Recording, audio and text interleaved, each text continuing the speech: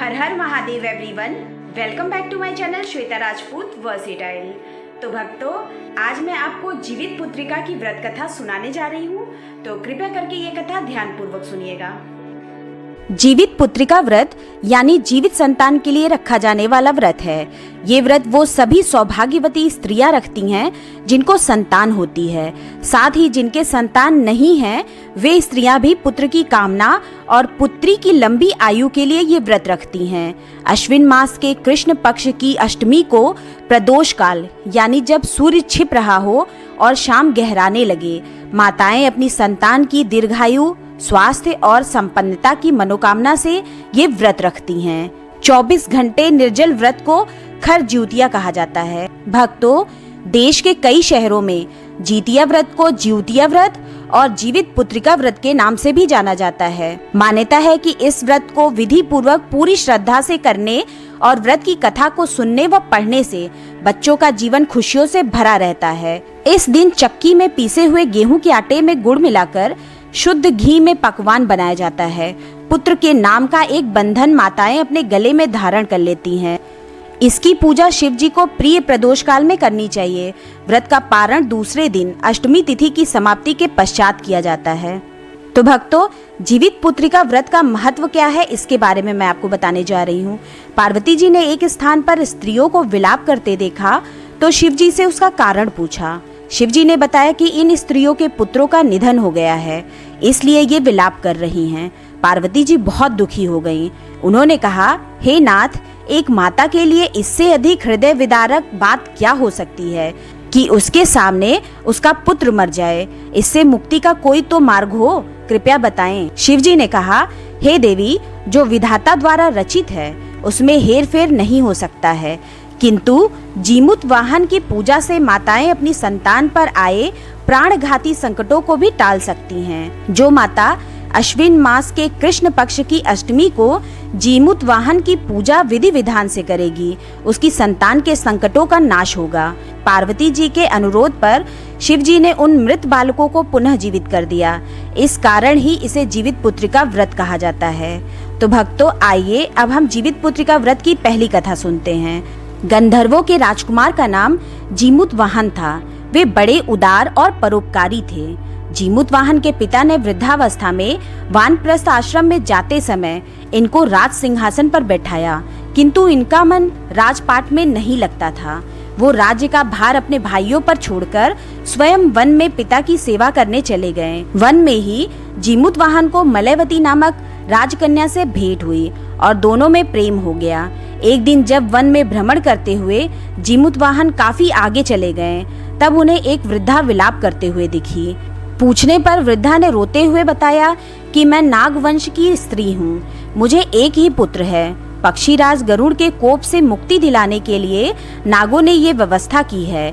वे गरुड़ को प्रतिदिन भक्षण हेतु एक युवा नाग सौंपते हैं। आज मेरे पुत्र शंखचूर्ण की बलि का दिन है। आज मेरे पुत्र के जीवन पर संकट है और थोड़ी देर बाद ही मैं पुत्र विहीन हो जाऊंगी। एक स्त्री के लिए इससे बड़ा दुख क्या होगा कि उसके जीते जी उसका पुत्र न रहे। जीमूत वाहन को ये सुनकर बड़ा दुख हुआ। उन्होंने उस वृद्धा को आश्वस्त करते हुए कहा, डरो मत, मैं तुम्हारे पुत्र के प्राणों की रक्षा करूंगा। आज उसके स्थान पर स्वयं मैं अपने आप को उसके लाल कपड़े में ढककर वध्यशिला पर लेटूंगा, ताकि गरुड़ मुझे खा जाए पर तुम्हारा पुत्र बच जाए। इतना कहकर जीमूत वाहन ने शंखचूर्ण के हाथ से लाल कपड़ा ले लिया और वे उसे लपेटकर गरुड़ को बलि देने के लिए चुनी गई विध्यशिला पर लेट गए। नियत समय पर गरुड़ बड़े वेग से आए और वे लाल कपड़े में ढके जीमूत वाहन को पंजे में दबोचकर पहाड़ के शिखर पर जाकर बैठ गए। गरुड़ ने अपनी कठोर चोंच का प्रहार किया और जीमूत वाहन के शरीर से मांस का बड़ा हिस्सा नोच लिया। इसकी पीड़ा से जीमूत वाहन की आंखों से आंसू बह निकले और वो दर्द से कराहने लगे। अपने पंजे में जकड़े प्राणी की आंखों में से आंसू और मुंह से कराह सुनकर गरुड़ बड़े आश्चर्य में पड़ गए, क्योंकि ऐसा पहले कभी न हुआ था। उन्होंने जीमूत वाहन से उसका परिचय पूछा। जीमूत वाहन ने सारा किस्सा कह सुनाया कि कैसे एक स्त्री के पुत्र की रक्षा के लिए वो अपने प्राण देने आए हैं। आप मुझे खाकर भूख शांत करें। गरुड़ उनकी बहादुरी और दूसरे की प्राण रक्षा के लिए स्वयं का बलिदान देने की हिम्मत से बहुत प्रभावित हुए। उन्हें स्वयं पर पछतावा होने लगा। वो सोचने लगे कि एक ये मनुष्य है जो दूसरों के पुत्र की रक्षा के लिए स्वयं की बलि दे रहा है, और एक मैं हूँ जो देवों के संरक्षक में हूँ किंतु दूसरों की संतान की बलि ले रहा हूँ। उन्होंने जीमूत वाहन को मुक्त कर दिया। गरुड़ ने कहा, हे उत्तम मनुष्य, मैं तुम्हारी भावना और त्याग से बहुत प्रसन्न हूँ। मैंने तुम्हारे शरीर पर जो घाव किए हैं उसे ठीक कर देता हूँ। तुम अपनी प्रसन्नता के लिए मुझसे कोई वरदान मांग लो। राजा जीमूत वाहन ने कहा कि हे पक्षीराज, आप तो सर्वसमर्थ हैं। यदि आप प्रसन्न हैं और वरदान देना चाहते हैं तो आप सर्पों को अपना आहार बनाना छोड़ दें। आपने अब तक जितने भी प्राण लिए हैं उन्हें जीवन प्रदान करें। गरुड़ ने सबको जीवन दान दे दिया और नागों की बलि न लेने का वरदान भी दिया। इस प्रकार जीमूत वाहन के साहस से नाग जाति की रक्षा हुई। गरुड़ ने कहा, तुम्हारी जैसी इच्छा वैसा ही होगा। हे राजा, जो स्त्री तुम्हारे इस बलिदान की कथा सुनेगी और विधि पूर्वक व्रत का पालन करेगी, उसकी संतान मृत्यु के मुख से भी निकल आएगी।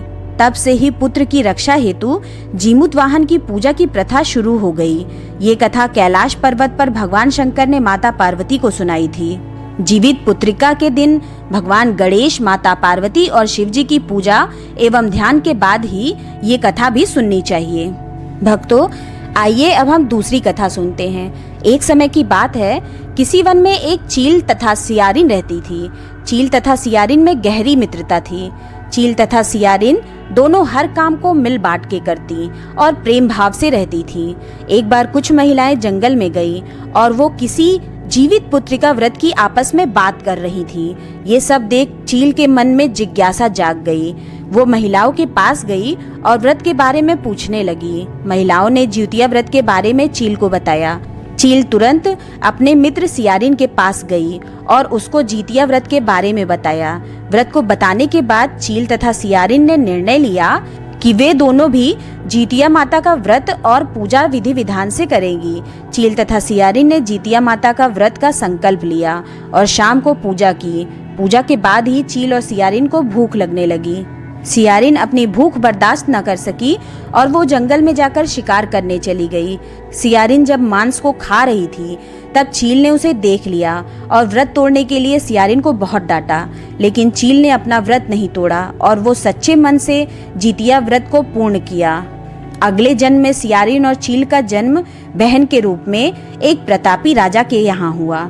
सियारिन का विवाह एक राजकुमार से तथा चील का विवाह राज्य मंत्री के पुत्र से हुआ। कुछ समय बीता तो सियारिन ने एक पुत्र को जन्म दिया। जन्म के कुछ दिन बाद ही उसके पुत्र की मृत्यु हो गई। सियारिन के पुत्र के मृत्यु के बाद उसकी बहन चील ने भी एक पुत्र को जन्म दिया जो जीवित तथा स्वस्थ था। ये देखकर सियारिन को अपनी बहन चील से ईर्ष्या होने लगी। सियारिन ने अपने बहन के पुत्र तथा पति को जान से मरवाने की कोशिश की, परंतु दोनों ही बच गए। एक दिन देवी माँ सियारिन के स्वप्न में आई और उन्होंने सियारिन से कहा, ये तुम्हारे पूर्व जन्म के कर्म का फल है। अगर तुम इसे ठीक करना चाहती हो तो माँ जिउतिया की व्रत और उपासना करो। प्रातःकाल उठकर स्वप्न के बारे में सियारिन ने अपने पति को बताया। सियारिन के पति ने ये सुन सियारिन को व्रत करने की अनुमति दे दी और उसकी बहन चील से माफी मांगने को बोला। इसके बाद सियारिन अपने बहन चील के घर गई और उससे अपनी गलतियों की माफी मांगी। सियारिन को उसकी गलतियों पर पछतावा देखकर चील ने उसे माफ कर दिया। अगले साल जिउतिया व्रत पड़ा। ये व्रत सियारिन और उसकी बहन चील दोनों ने एक साथ रखा। माता जिउतिया सियारिन के व्रत से प्रसन्न हुई और उसको पुत्र प्राप्ति का आशीर्वाद दिया। कुछ दिनों बाद ही सियारिन ने एक सुंदर बालक को जन्म दिया। अब दोनों बहन प्रेम भाव से खुशी खुशी रहने लगे। भक्तों, आइए अब हम तीसरी कथा सुनते हैं। महाभारत युद्ध में पिता की मृत्यु के बाद अश्वत्थामा बहुत क्रोधित था। वो पिता की मृत्यु का बदला लेने के लिए पांडवों के शिविर गया और उसने 5 लोगों की हत्या कर दी। उसे लगा कि उसने पांडवों को मार दिया, लेकिन पांडव जिंदा थे। जब पांडव उसके सामने आए तो उसे पता लगा कि वो द्रौपदी के 5 पुत्रों को मार आया है। ये सब देखकर अर्जुन ने क्रोध में अश्वत्थामा को बंदी बनाकर दिव्य मणि छीन ली। अश्वत्थामा ने इस बात का बदला लेने के लिए अभिमन्यु की पत्नी उत्तरा के गर्भ में पल रही संतान को मारने की योजना बनाई। उसने गर्भ में पल रहे बच्चे को मारने के लिए ब्रह्मास्त्र चलाया, जिससे उत्तरा का गर्भ नष्ट हो गया। लेकिन उस बच्चे का जन्म लेना बहुत जरूरी था, इसलिए भगवान श्री कृष्ण ने उत्तरा के मृत बालक को फिर से जीवित कर दिया। गर्भ में मरकर जीवित होने की वजह से इस तरह उत्तरा के पुत्र का नाम जीवित पुत्रिका और परीक्षित हुआ। तब से संतान की लंबी आयु के लिए जितिया व्रत किया जाने लगा। भक्तों, आइए अब हम चौथी कथा सुनते हैं। 2 बहनें थीं, एक का नाम था सुखिया और दूसरी का नाम था दुखिया। दोनों का भाग्य उसके नाम जैसा ही था। दुखिया गरीब थी और बहुत दुखी रहती थी। सुखिया अमीर थी और हमेशा सुखी रहती थी। दोनों एक ही गांव में रहती थी।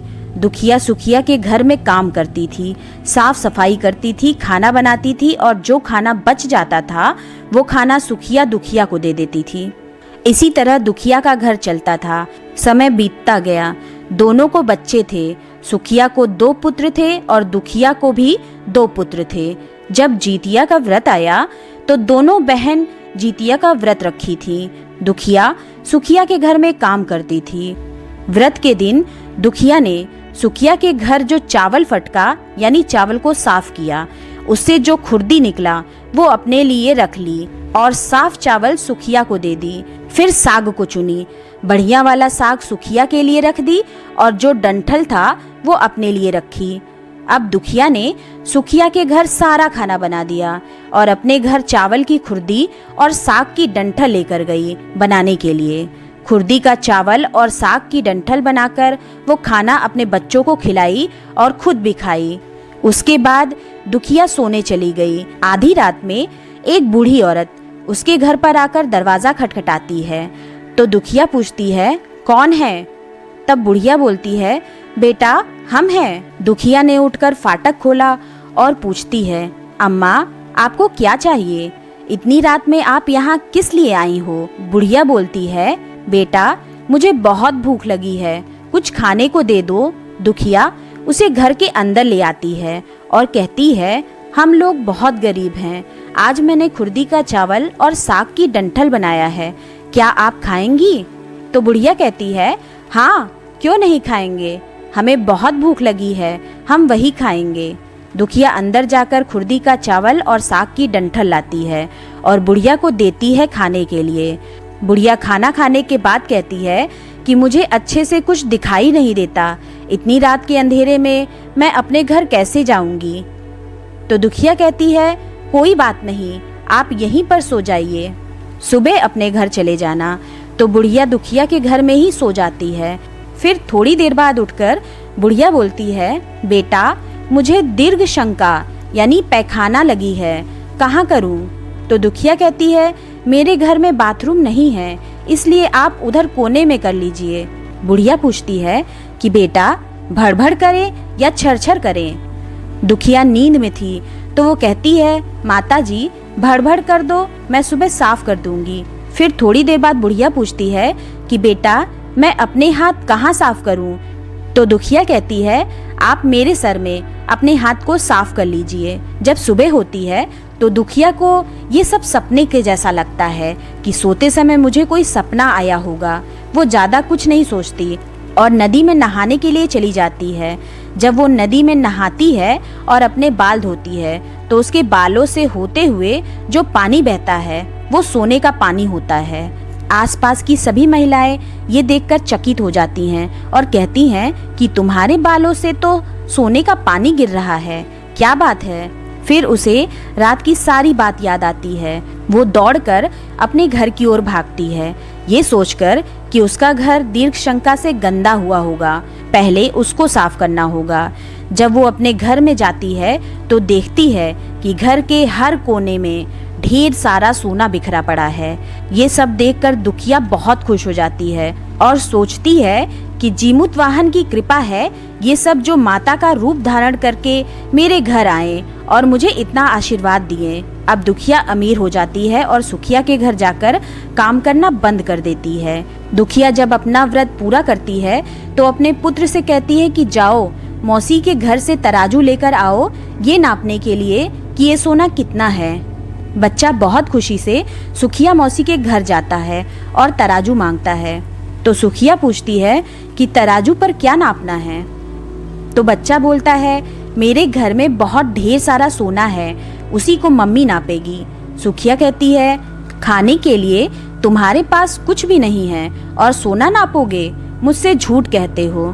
तो बच्चा कहता है नहीं, मैं झूठ नहीं बोल रहा हूँ। सुखिया सोचती है जब तराजू मांगा है तो कुछ ना कुछ तो जरूर नापना होगा, इसलिए वो तराजू के पीछे गोंद लगा देती है कि जो भी कुछ नापेगा वो थोड़ा सा इसमें चिपक जाएगा। दुखिया जब तराजू पर सोना नापती है तो कुछ सोने का टुकड़ा उस बूंद में चिपक जाता है। जब बच्चा तराजू लौटाने आता है तो सुखिया उसको उलट पलट कर देखती है तो उसे तराजू में सोना लगा हुआ मिलता है। सुखिया सोचती है उसके घर में जरूर कहीं से सोना आया होगा, इसलिए वो कई दिन से काम पर भी नहीं आ रही है। सुखिया उसके घर जाकर देखती है कि ये सोना कहाँ से आया। जब सुखिया दुखिया के पास जाकर पूछती है कि तुम्हारे पास कहाँ से इतना सोना आया कि तुम तराजू मंगाई नापने के लिए, तो दुखिया उस रात की सारी कहानी अपनी बहन सुखिया को बताती है। दुखिया का मन एकदम सच्चा था, इसलिए वो सब कुछ बता दी। लेकिन सुखिया के मन में लालच आने लगा कि दुखिया के पास हमसे भी ज्यादा धन आ गया। अब अगली जितिया में मैं भी खुर्दी का चावल और साग की डंठल बनाऊंगी। फिर अगले साल जितिया का व्रत दोनों बहन ने रखा। सुखिया के पास हर तरह का सुख था और धन भी था, फिर भी वो जितिया के दिन चावल फटक कर साफ चावल फेंक देती है और खुर्दी अपने पास रख लेती है। साग को तोड़कर पत्तियां फेंक देती है और डंठल अपने पास रख ली और वही बनाई। खा पी कर पूजा पाठ करके सोने चली गई। फिर आधी रात में उसके घर में भी बुढ़िया आई और दरवाजा खटखटाती है। सुखिया उसका इंतजार कर रही होती है। वो तुरंत दरवाजा खोलकर बुढ़िया को अपने घर के अंदर ले आती है। बुढ़िया बोलती है मुझे बहुत भूख लगी है, कुछ खाने के लिए दे दो। तो सुखिया कहती है मैंने खुर्दी का चावल और डंठल का साग बनाया है। बुढ़िया बोलती है कोई बात नहीं, मैं खाऊंगी। तो सुखिया परोस देती है खाना खाने के लिए और खुद सोने के लिए चली जाती है। बुढ़िया बोलती है मैं घर नहीं जा सकती, मुझे दिखाई नहीं देता। तो सुखिया कहती है कोई बात नहीं, आप यहीं सो जाओ। थोड़ी देर बाद बुढ़िया फिर बोलती है कि मुझे दीर्घ शंका यानी पैखाना लगी है, कहाँ करूँ? तो सुखिया कहती है वही कोने में कर लीजिए। फिर थोड़ी देर बाद बुढ़िया पूछती है कि भड़ भड़ करे या छर छर। इस समय सुखिया को याद नहीं आता है कि दुखिया ने क्या बोला था। तो सुखिया बोली माँ छर छर कर लीजिए। फिर बुढ़िया पूछती है कि बेटा मैं अपने हाथ कहाँ साफ करूँ? सुखिया कहती है मेरे सर में साफ कर लीजिए। बुढ़िया अपना हाथ सुखिया के सर पर साफ कर लेती है। जब सुखिया सुबह उठती है तो उसका पूरा घर गंदगी से भरा पड़ा होता है और उसके बाल में भी बहुत गंदगी लगी होती है। ये सब देखकर सुखिया बहुत दुखी हो जाती है और उसे बहुत गुस्सा भी आता है। वो अपनी बहन दुखिया को बुलाती है और उस पे गुस्सा करती है कि तुमने हमसे झूठ कहा और मेरा पूरा घर गंदा करवा दिया। तो दुखिया पूछती है कि तुमने क्या कहा था, भड़ भड़ या छर छर? तो सुखिया कहती है मैं तो छर छर बोली। तो दुखिया कहती है यहीं पर तो तुमने गलती करी और तुम्हारे पास तो सब कुछ था, किसी चीज की कमी नहीं थी, फिर भी तुमने लालच किया। मेरे पास तो कुछ नहीं था, तुम्हारे पास तो सब कुछ था। तुम्हारे घर जिमुत वाहन भेष बदल कर आए, लेकिन फिर भी तुमने उन्हें अच्छा खाना नहीं परोसा। मेरे पास तो कुछ भी नहीं था, इसलिए मैंने उन्हें खुर्दी का चावल और साग का डंठल परोसा था। तुमने अपने घर आए भगवान का अपमान किया। सब कुछ रहते हुए भी तुमने साग और भात खिलाया। तुम्हारे पास सब कुछ होते हुए भी तुम्हें लालच नहीं करना चाहिए, इसीलिए तुम्हारे साथ बुरा हुआ है। तो भक्तों, ये थी कथा। अब आइए सुनते हैं पांचवी कथा। जितिया की कथा के अनुसार एक बार एक चील और एक मादा लोमड़ी नर्मदा नदी के पास हिमालय के जंगल में रहते थे। दोनों ने कुछ महिलाओं को पूजा करते और उपवास करते देखा और खुद भी इसे करने की कामना की उपवास के दौरान लोमड़ी को बहुत भूख लग गई और उसने जाकर चुपके से मरे हुए जानवर को खा लिया। दूसरी ओर चील ने पूरे समर्पण के साथ व्रत का पालन किया और उसे पूरा किया। अगले जन्म में दोनों ने मनुष्य रूप में जन्म लिया। चील के कई पुत्र हुए और वो भी जीवित रहे, लेकिन सियार के पुत्र होकर मर जाते थे। इससे बदले की भावना से उसने चील के बच्चों को कई बार मारने का प्रयास किया, लेकिन वो सफल नहीं हो पाई। बाद में चील ने सियार को अपने पूर्व जन्म के जितिया व्रत के बारे में बताया। इस व्रत से सियार ने भी संतान सुख प्राप्त किया। इस तरह ये व्रत संतान सुख की प्राप्ति के लिए जगत में प्रसिद्ध है। इस व्रत में पूरे दिन निर्जला यानी कि बिना जल ग्रहण किए व्रत रखा जाता है। ये पर्व उत्तर प्रदेश, बिहार, झारखंड, पश्चिम बंगाल और नेपाल के मिथिला और थरुहट में अश्विन माह में कृष्ण पक्ष के 7वें से 9वें चंद्र दिवस तक 3 दिनों तक मनाया जाता है। जितिया व्रत के पहले दिन महिलाएं सूर्योदय से पहले जागकर स्नान करके पूजा करती हैं और फिर एक बार भोजन ग्रहण करती हैं और उसके बाद पूरा दिन निर्जला व्रत रखती हैं। इसके बाद दूसरे दिन सुबह सवेरे स्नान के बाद महिलाएं पूजा पाठ करती हैं और फिर पूरा दिन निर्जला व्रत रखती हैं। व्रत के तीसरे दिन महिलाएं पारण करती हैं। सूर्य को अर्घ्य देने के बाद ही महिलाएं अन्न ग्रहण कर सकती हैं। मुख्य रूप से पर्व के तीसरे दिन झोर भात, मरुआ की रोटी और नोनी का साग खाया जाता है।